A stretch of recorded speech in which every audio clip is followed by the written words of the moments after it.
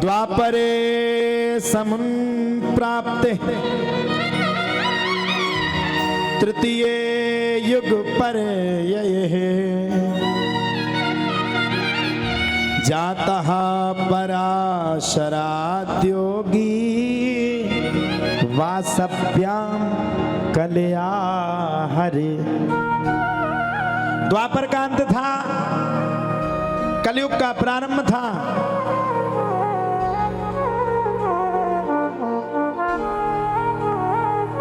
द्वापर का अंत था, कलयुग का प्रारंभ था। अभी तक श्री वेद व्यास जी भगवान ने 4 वेद, 6 शास्त्र, 17 पुराणों को लिख दिया था। अभी तक भागवत नहीं लिखी थी। भागवत तो सबसे अंतिम छोर में लिखी गई। मन असंतुष्ट था, संपूर्ण ग्रंथों को लिख दिया, संपूर्ण पुराणों को लिख दिया, लेकिन समझ में नहीं आ रहा मन अशांत क्यों है। नारद मुनि आ गए, नारद मुनि भी आ गए। अच्छा, देवताओं में एक मुनि बड़े सर्वश्रेष्ठ हैं, जिसके घर में लड़ाई ना होनी हो उसके घर में जो लड़ाई करवा दे उनका नाम है नारद।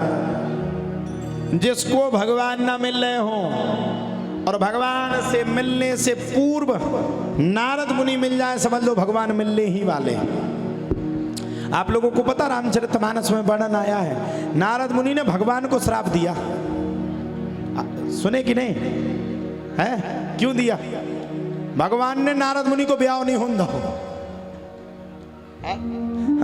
भगवान जाने में तो रामचरितमानस में पढ़ रहा था, बोले जैसो हमारे संगे भाव उसे ही तुम्हें को परेशान रहने आए, है ना, लिखा है इसमें। हमें ध्यान है, कल पढ़ रहे थे हम, यहाँ है। हाँ, नारद श्राप दीन एक बारा, कलप एक तेहि लगी अवतारा। नारद ही ने श्राप दिया था, तब जाके माता सीता और भगवान श्री राम, ये सुना ना, नारद श्राप दीन एक बारा, कलप एक तेहि लग अवतारा, गिरजा चकत भई सुन बानी, और नारद विष्णु भगत पुनि जानी। भगवान विष्णु ने नारद जी को ब्याह नहीं होने दो, बड़े दुखी थे। नारद मुनि बोले ले तो फिर तुमने हमें हमारा ब्याह नहीं होने दो, हम तुम्हें श्राप दे रहे हैं। ये इसमें वर्णन आया है। नारद मुनि ने क्यों श्राप दिया? भगवान को अवतार लेना था। भ्रकुटी विलास जासु जग होई, राम बाम दिस सीता होई। तो ये तो नारद मुनि की बात है, हास्य का प्रसंग है, लेकिन यहां पर एक बात और आ रही है। नारद मुनि वेद व्यास के पास गए, चिंतित क्यों? बोले अब महाराज अब क्या बताएं, महाभारत लिख दिया, रामचरितमानस लिख दिया, बड़ी बड़ी कथाएं लिख दी, लेकिन मेरा मन अशांत है, मेरा मन असंतुष्ट है, मेरा मन संतुष्ट नहीं है। कुछ ऐसा उपाय बताओ कि मेरा मन संतुष्ट हो जाए। नारद मुनि ने ये कहा, मेरा मन यहाँ पे संतुष्ट नहीं।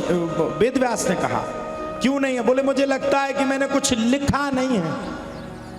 बोले सुनो महाराज, आपने बड़ी बड़ी कथाएं लिखी, महाभारत की कथा, रामचरितमानस की कथा, मतलब महाभारत की कथा तो इन्हीं ने वेद व्यास ने लिखी थी ना, देवी महापुराण, शिव महापुराण। अब बोले लिखा तो आपने सब है, रामचरितमानस तो गोस्वामी जी ने लिखा तो आपने सब है, लेकिन अभी तक वो कथा नहीं लिखी जिस कथा के लिखने से जगत का कल्याण है। अब देखो सीधी सीधी बात है, कलयुग के आदमी के पास ज्यादा समय नहीं है भैया। देखो ये बैठी माता है, कथा तो सुननी नहीं, आपस में बातें करें, क्या चाची द्वितीय बहुत अच्छी लग रही, कितने के लिए आई थी? हाँ? अब बताओ, इनके टाइम के अगर राजा परीक्षित होते तो आज तक कथा सुना ही रहे होते। कलयुग का आदमी ज्यादा नहीं बैठ सकता। तो बोले महाराज कलयुग के आदमी के लिए कोई सरल कथा सुनाओ। महाभारत सुनाओगे तो वो लड़ेंगे। आजकल तो लोगों ने प्रथा रख दी, कई लोग तो महाभारत नहीं देखते, हे बंद कर दे, न्याय हो परे घरे। अरे क्या बात कर रहे हो, महाभारत देखने से कभी लड़ाई नहीं होती, महाभारत को देखने से हमें प्रेरणा मिलती है कि वो कौरव जिनके पास कई अक्षुण्य सेना थी, वो कौरव जिनके पास गुरु द्रोणाचार्य, कृपाचार्य, भीष्म पितामह, कर्ण जैसे महारथी थे, और वो अर्जुन जिनके पास भगवान श्री कृष्ण के अलावा कोई नहीं था, लेकिन अंत में कौरवों को झुकना पड़ा, पांडवों की जीत हुई क्योंकि अधर्म हार गया और धर्म की जीत हो गई। महाभारत कभी लड़ाई नहीं करवाता, महाभारत प्रेरणा देता है, दूसरों का खाओगे तो मर जाओगे। इसलिए महाभारत के चक्कर में श्रोता बंधुओं कभी कथा को देखना बंद मत करना। भगवान की कथा बड़े गुणों से संपन्न है। बोले अब कौन सी कथा लिखूं? बोले ऐसी सरल कथा को लिखिए जिस कथा को सुनते ही लोगों का कल्याण हो जाए। बोले कैसी सरल कथा? बोले गोविंद की कथा लिखिए।